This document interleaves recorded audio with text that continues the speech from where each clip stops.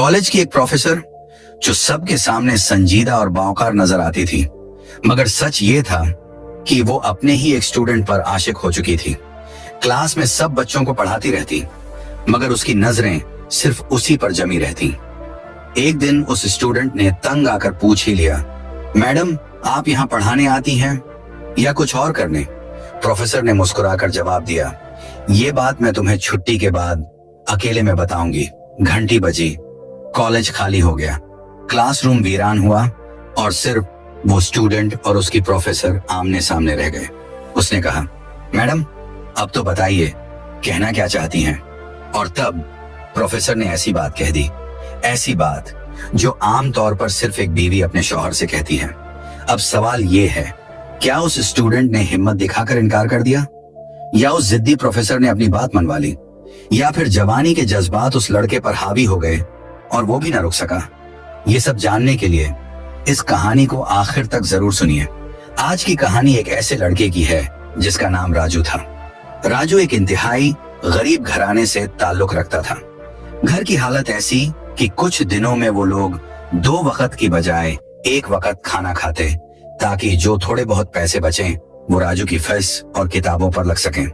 पैसे कम थे मगर दिल सबके बड़े थे, माँ बाप भी और राजू भी।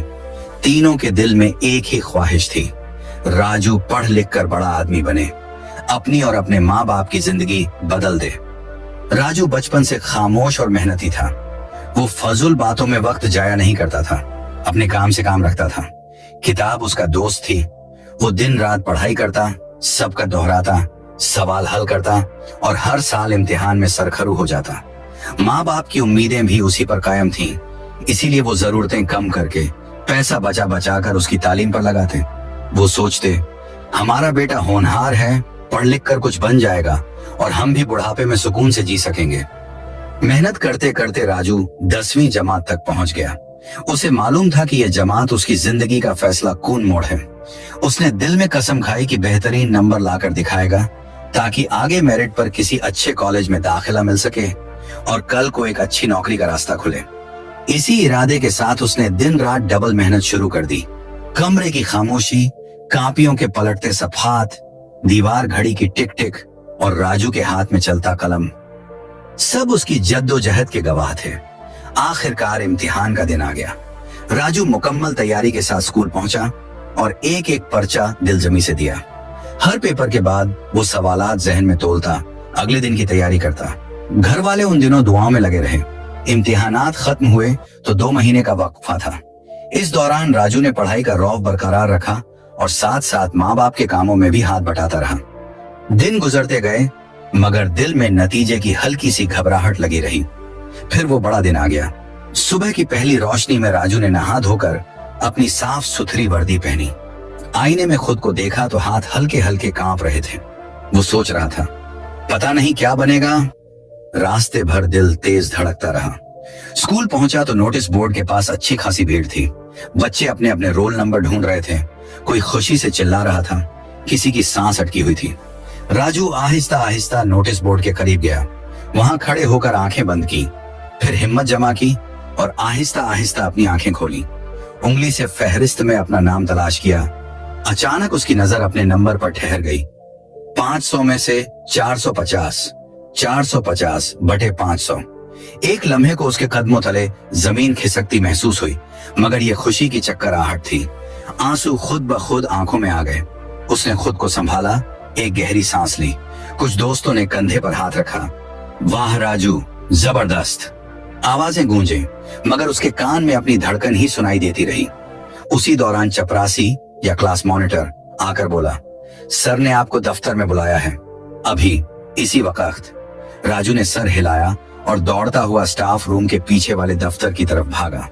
दफ्तर का दरवाजा आधा खुला था। राजू ने आहिस्ता से दस्तक दी। अंदर से आवाज आई, आओ राजू।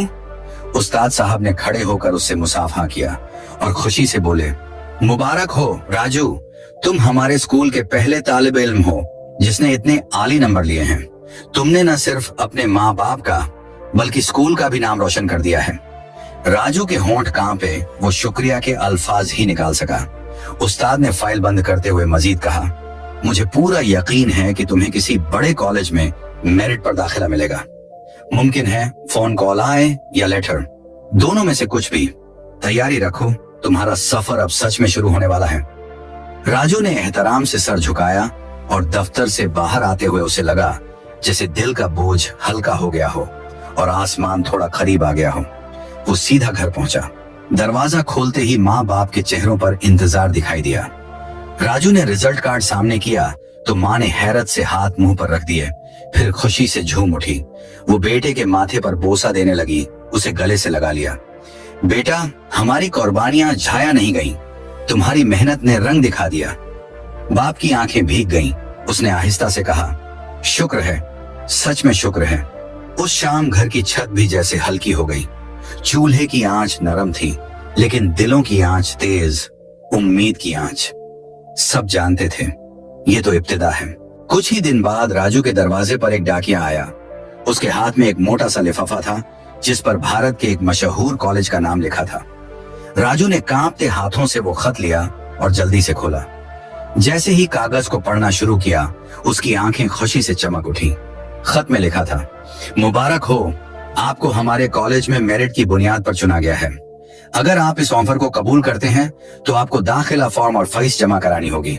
राजू के दिल की धड़कन तेज हो गई। उसने फौरन ही ये ऑफर एक्सेप्ट कर ली, लेकिन साथ ही एक फिक्र भी खड़ी हो गई। ये कॉलेज निहायत महंगा था। खत में यह भी लिखा था कि चूंकि राजू मेरिट पर आया है, इसलिए उसे 50% रियायत दी जा रही है। फिर भी बाकी फीस इतनी ज्यादा थी कि उसके पास वो रकम मौजूद नहीं थी। राजू मायूस सा बैठा ही था कि अल्लाह की करनी ऐसी हुई कि हुकूमत की तरफ से उसे वजीफे स्कॉलरशिप्स की सहूलत मिल गई। उन पैसों की मदद से राजू ने न सिर्फ फॉर्म भरा बल्कि कॉलेज की फीस भी जमा करा दी। अब वो मुकम्मल तौर पर तैयार था, लेकिन दिल के अंदर एक घबराहट भी थी। राजू ने जिंदगी में सिर्फ स्कूल की छोटी सी इमारत और चंद पुराने उस्ताद ही देखे थे। वो सोच रहा था, कॉलेज कैसा होगा, वहां के तलबा कैसे होंगे, प्रोफेसर कैसे पढ़ाएंगे, माहौल कैसा होगा, कहीं मैं उन सब के बीच अकेला तो नहीं पड़ जाऊंगा। माँ बाप ने बेटे की यह घबराहट भांप ली। बाप ने कंधे पर हाथ रखकर कहा, बेटा घबराना मत, वो भी इंसान हैं जैसे तुम। कुछ दिन में सब तुम्हारे दोस्त बन जाएंगे, बस सब्र रखना और अपनी मेहनत जारी रखना। आखिर वो दिन आ ही गया जिसका राजू को शिद्दत से इंतजार था।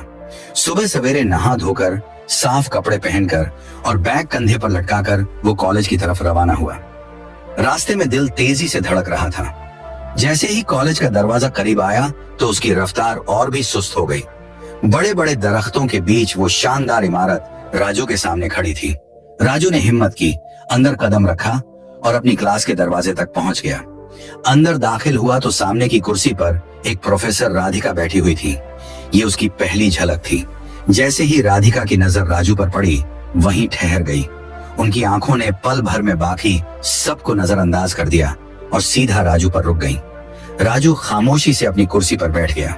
आहिस्ता आहिस्ता बाकी तलबा भी आने लगे। कुछ देर बाद प्रोफेसर राधिका ने सबको खड़े होने को कहा। उन्होंने बड़े वकार से क्लास के कवायद और पढ़ाई का तरीका बताया। फिर हर एक तालिब इल्म से थोड़ी थोड़ी जान पहचान करवाई, लेकिन उनकी नजरें बार बार राजू पर ही जम जाती। वो जैसे भीड़ में भी उसे तलाश कर लेती थी। दिन का वक्त खत्म हुआ तो घंटी बजी। सब तलबा अपने बैग उठाकर जाने लगे।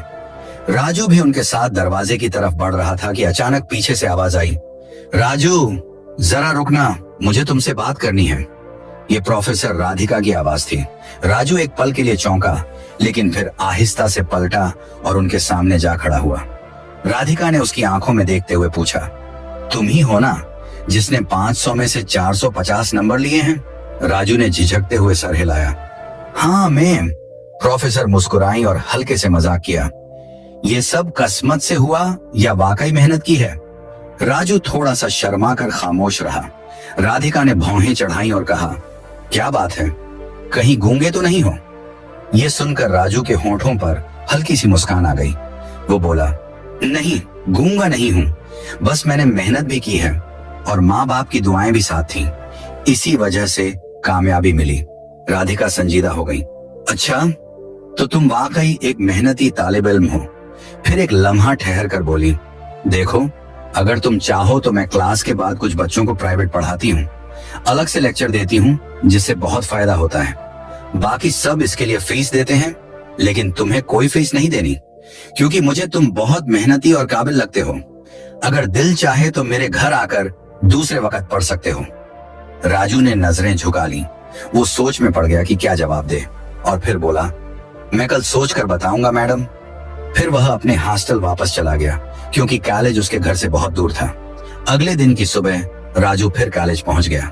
मामूल के मुताबिक क्लास हुई, पढ़ाई जारी रही। घंटी बजी और सब तलबा छुट्टी के बाद निकलने लगे, लेकिन इस बार क्लास में सिर्फ राजू और प्रोफेसर राधिका रह गए। राधिका ने नरम आवाज में पूछा, तो राजू, क्या सोचा तुमने? राजू ने झिझकते हुए कहा, जी ठीक है, मैं पढ़ाई के लिए आ जाऊंगा। यह सुनकर प्रोफेसर ने अगला सवाल किया, वैसे तुम कहाँ रहते हो? घर कितनी दूर है? राजू ने बताया, मैडम मेरा घर तो बहुत दूर है, मैं तो हॉस्टल में रहता हूँ। ये सुनकर राधिका कुछ लम्हे सोचती रही और फिर बोली, राजू देखो, तुम हर साल हॉस्टल का किराया भरने के बजाय मेरे घर क्यों नहीं रह लेते? मैं सुबह कॉलेज आती हूँ तो तुम्हें साथ ले आऊंगी और शाम को वापस छोड़ दूंगी। यूं तुम्हारे पैसे भी बच जाएंगे और मेरे कुछ छोटे मोटे घर के काम भी हो जाएंगे। राजू चूंकि एक गरीब लड़का था, उसने ज्यादा सोचने के बजाय फौरन हाँ कर दी। चंद लम्हों बाद प्रोफेसर ने अपनी गाड़ी निकाली और राजू को साथ बिठाकर अपने घर ले आई। प्रोफेसर के घर का पहला दिन जब राजू ने उस घर को देखा तो हैरान रह गया। ये इतना बड़ा और शानदार घर आपका है? उसने हैरत से पूछा। राधिका मुस्कुराकर बोली, हाँ ये मेरा घर है। राजू की नजरें बार बार उस वसीअ ओ अरीज मकान पर टिक जाती थीं। अंदरूनी हिस्से तक पहुंचने से पहले ही वह बाहर खड़ा हुआ सब कुछ देखता रहा। राधिका ने हल्की मुस्कुराहट के साथ कहा, क्या तुम यहीं बाहर खड़े रहोगे या अंदर भी आओगे? राजू चौंक गया और हंसते हुए बोला, जी जी अंदर चलते हैं। वो दोनों अंदर आए। राजू ने हैरान होकर पूछा, यहाँ कोई और नहीं रहता? आपके वालिदैन या शौहर, बच्चे? राधिका लम्हा भर के लिए खामोश हुई, फिर गहरी सांस लेकर बोली, मेरे वालिदैन दुनिया से जा चुके हैं और शादी मैंने की ही नहीं। राजू फौरन शर्मिंदा हो गया। सॉरी मैडम, मुझे मालूम नहीं था। राधिका ने मुस्कुराकर कहा, कोई बात नहीं। फिर राजू ने हल्की मुस्कुराहट के साथ पूछा, फिर इस पूरे बड़े घर में आप अकेली रहती हैं? राधिका ने हंसते हुए जवाब दिया, नहीं अकेली कहाँ, अब तो तुम भी हो ना। ये सुनकर दोनों हंसने लगे। राधिका ने उसे पूरे घर का दौरा कराया, kitchen, drawing room, study room और फिर एक कमरा दिखाते हुए कहा, ये तुम्हारा कमरा है, यहाँ आराम से रहना, जो चाहिए किचन में सब मिल जाएगा, वॉशरूम वगैरह सब उधर ही है। अब बार बार मुझसे पूछने की जरूरत नहीं।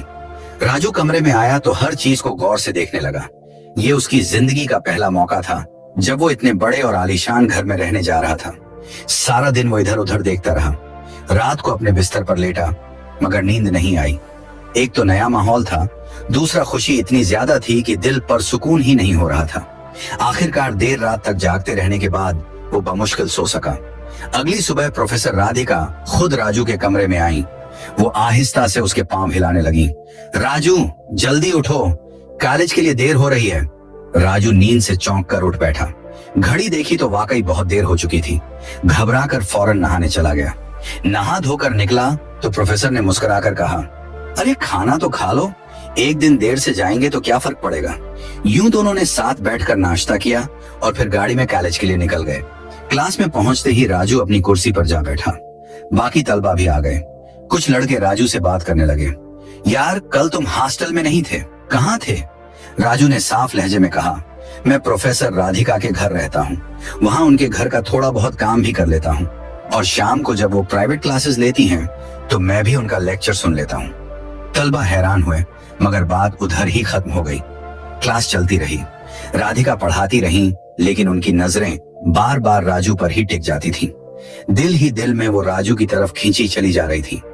एक तो राजू होनहार और खूबसूरत था, दूसरा उसका अंदाज तमीजदार और मुअद्दब था। यही चीजें राधिका को दिल से भा रही थी।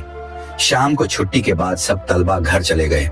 राधिका ने राजू को रोक लिया और कहा, आज सीधे घर नहीं जाएंगे, पहले मार्केट चलते हैं, कुछ चीजें लेनी हैं।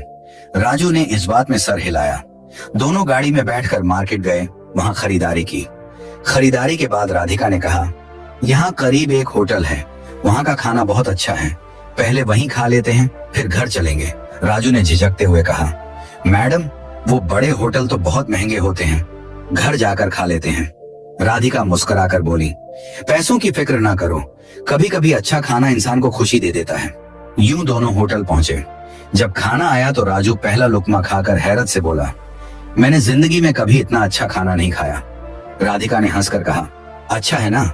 और दोनों ने मजे से खाना खत्म किया। फिर कुछ और शॉपिंग करके घर लौट आए। घर आकर राजू अपने कमरे में जाने ही लगा था कि राधिका ने आवाज दी, राजू जरा 5 मिनट हमें भी दे दो। साथ ही वो हंसने लगी। राजू ठिठका, फिर उनके करीब आकर खड़ा हो गया। राधिका सोफे पर बैठी थी। उन्होंने इशारा किया, यहाँ आओ, मेरे साथ बैठो। राजू झिझकते हुए बैठ गया, लेकिन थोड़ा फासले पर। राधिका खुद ही करीब सरक आई और नरम लहजे में बोली, राजू देखो, कॉलेज में तुम मेरे स्टूडेंट हो, लेकिन यहाँ मेरे घर में हम दोनों दोस्त हैं, इसलिए इतनी झिझक क्यों? खुलकर बात किया करो। राजू चुप रहा।